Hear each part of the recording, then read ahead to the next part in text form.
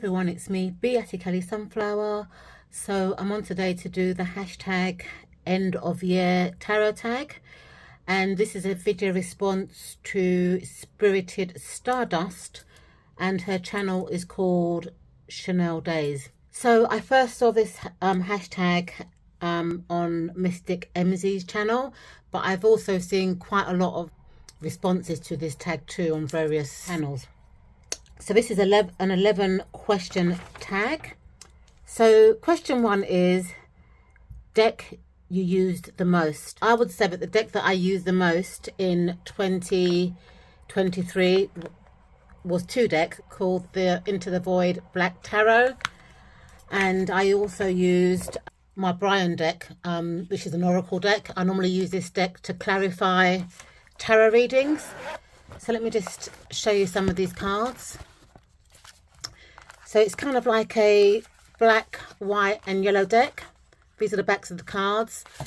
And it's just a deck of black cats. It's Rider-Waite inspired. To me, it's just kind of like a chirpy sort of deck.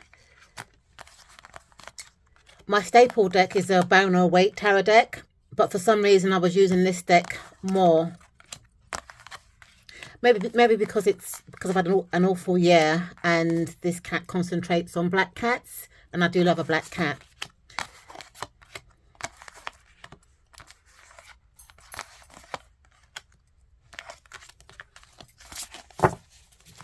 So the Brian deck is a bit of a cheeky deck. So Brian is like a dwarf, and he's the spirit guide for the creator of this deck, which is called Rihanna's Fortland, and he just gives very blunt kind of messages, you know. So I think this deck paired with my cat deck were the decks that I was kind of going for this year.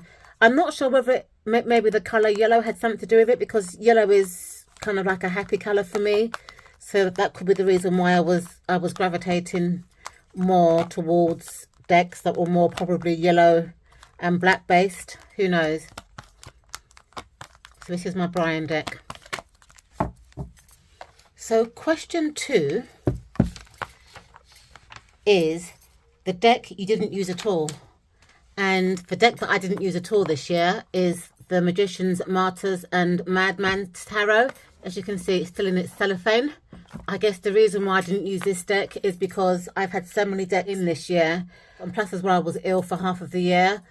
So I just didn't get around to using it. And also I think this deck needs a lot of attention. I don't know why I've come to that conclusion, but I feel that I really want to sit with this deck and work with it in depth, like maybe do a deep dive. And because my health wasn't so good this year, I wasn't able to do that. So that's probably the reason why I didn't use this deck. Question 3, the most recent addition. So my most recent addition is this deck. It's called the Neo Pam Tarot deck. I bought this because my staple deck is a Rider-Waite tarot deck, which is kind of really bright, but it's getting a bit bashed up, and I don't like the newer editions, i.e. the cardstock. So this deck kind of reminds me of the Rider-Waite, so I bought this deck to use as my Rider-Waite deck is kind of like getting a bit battered. So this deck came with this beautiful pouch. It was described as a sample deck, but for some reason it came all bagged up. I got these cones, a bookmark, stickers. Let me just show you a few of the cards.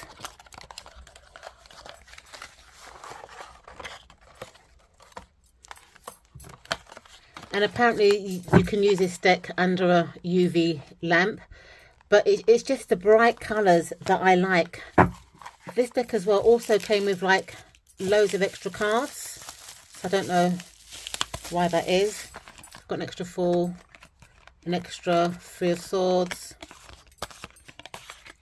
an extra 4 of Cups, an extra Chariot card, and an extra Star card. So I don't know if that was an error, but it came with extra cards. And this deck is by Tarot Collectibles. I actually purchased this deck from their eBay shop, brand new, and it was about £30 cheaper than buying it from their shop. So question 4, a deck that you rehomed or put in purgatory. So this is a deck that's been in purgatory ever since I bought it. It's called the Astara Tarot.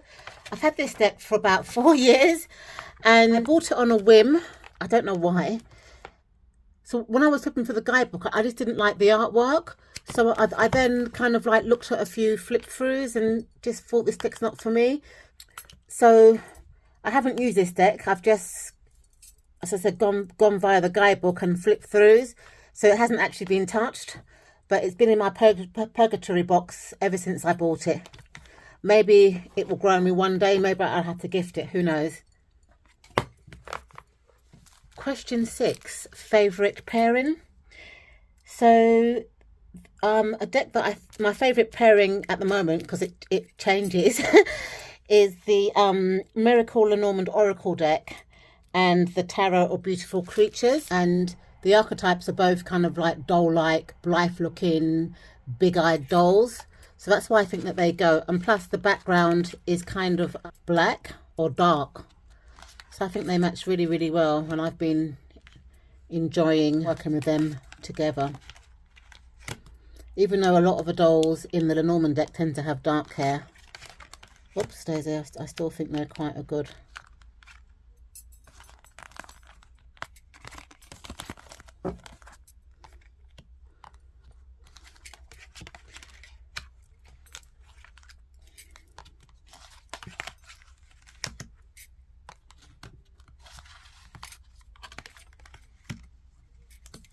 That devil card.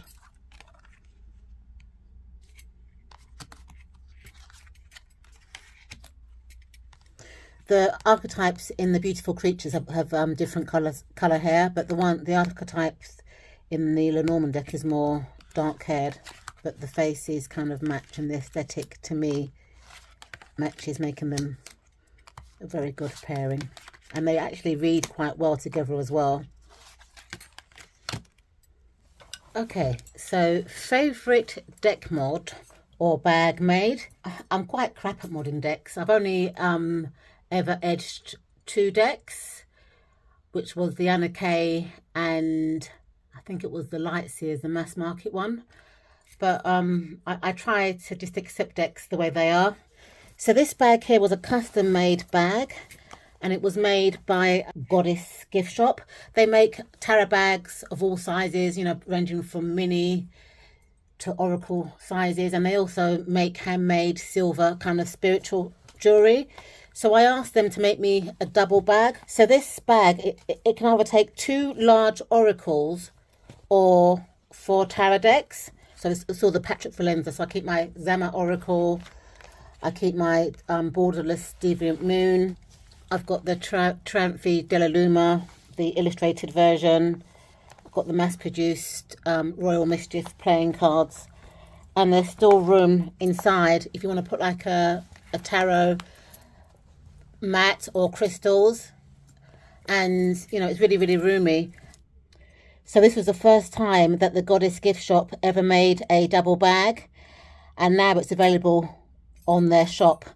And I also like the fact that, you know, that they used the moon and that kind of like black background, because, you know, Patrick Valenza's Deviant Moon, you know, his cards all do seem to be a bit dark. So this is a custom made bag that I really do treasure. What deck do you want for Christmas? Well, I actually wanted this deck for Christmas, the Symbolic Soul Tarot. I did put it on a Christmas list for my friends and family to buy. But then I happened to win it in a giveaway a few weeks before Christmas. So Mystic Enzy had a giveaway on her channel, which I entered for. And I ended up winning my Christmas deck. It was still a gift, really, but I just got it in a different way. So I did do a flip through of this tarot deck on my channel. It's kind of like a black, white and gold tarot deck. It's kind of quirky. It's Rider-Waite inspired, and it's a really fun deck. I've done about 2 readings with this deck. and it's quite funny. It gives really fun kind of readings. It's beautiful. Decks you've gifted to others. So I tend to gift to others decks that I have 2 copies of, or like decks that are like Rider-Waite colognes, because I have a lot of these kind of like Rider-Waite cologne decks. But the most recent one that I gifted was the Borderless Tarot. It's normal tarot size, but the reason why I'm showing this Centennial deck is because it's like this deck, but normal tarot size. It hasn't got the borders, but the backs are the same, and it's the same sort of colour palette. So I gifted that to a friend of mine who wanted to learn tarot, because I prefer more brighter colours anyway, and I've got 2 Centennial decks, plus I've got the anniversary edition. So I just thought, let me just give her the borderless one so she can kind of practice with. A deck you fell in love with. The Tarot Magic deck is a deck that I fell in love with. Why, I don't know. It's not my usual bright aesthetic, but there's something about this deck to me that's mesmerising. I've done quite a few readings with this deck since I purchased it in 2023, and it just gives spot on readings, but it's not a pretty deck to look at. I mean, I've got a lot more prettier decks in my collection, but I don't know if it's the energy of this deck. I don't know what it is, but I just fell in love with it. Gives very predictive, spot-on readings, so I don't know what it is. But this is the deck that I fell in love with last year, or in 2023.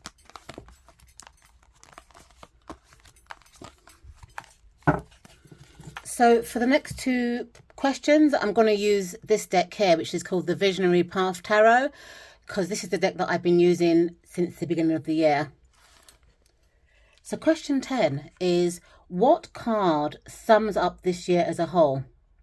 And I would have to say it was the 10 of Swords in terms of health, because as a health card, I see this card as assessing your health. And this year I had to step back, well, last year I should say, last year 2023, I had to step back and assess my health. I had a few health problems which made me kind of hit rock bottom emotionally. I underwent surgery, and I do see the 10 of Swords also as a surgery card. I also associate this card with the I can't pronounce this word, pulmonary system. You know, that's like your lungs and your breathing and all that. Because my surgery was actually around my lungs, I had a tumour. I had to have it removed. I'm currently undergoing pulmonary rehabilitation to strengthen my lungs and airways. So this card sums that up perfectly. I also see the 10 of Swords as looking at your dietary requirements. And at the end of last year, I managed to kind of like reverse my diabetes. I've put it into remission. I went on an NHS, which is the National Health Service in the UK, liquid diet with a dietitian, and I've lost quite a bit of weight, and I've put my diabetes into remission. I've now got another 6 months left just to see if I can sustain that weight that I've lost, or even probably lose a bit more. And this card also kind of like, to me, represents persistent pain, exhaustion, and and stuff like that. And last year I had a lot of pain and exhaustion emotionally and physically after my surgery, and in general as well. I do suffer from chronic pain, and for some reason I had a lot of kind of like bouts of chronic pain in 2023. So this is the card really that sums up my year of 2023. And my card for the new year is the Devil's card. And I think that this card is basically telling me that I may need to confront and deal with some shadow aspects of my life and then move on from them. So things that I've been kind of like holding back on, like shadow things, just deal with it and move on. And I think it's also telling me as well that I need to live a less restrictive kind of lifestyle, because, last year after my surgery, and even up until today, I get breathless if I go out for too long. So my lifestyle is kind of restrictive. So I guess that the Devil card is telling me get back to my old self and, deal with the shadow parts of my life. But then the shadow card for the Devil card is the Lovers. And because I feel that the devil card is telling me to deal with the shadow areas of my life. The Lovers card to me is about working on relationships that make me feel whole and not drained. And also, you know, to have communication with like-minded people. So I guess that this card here is kind of like telling me that when it says that I need to deal with the shadow aspect of my life, is, you know, go out more with my friends, you know, socialize, you know, with people that make me feel whole.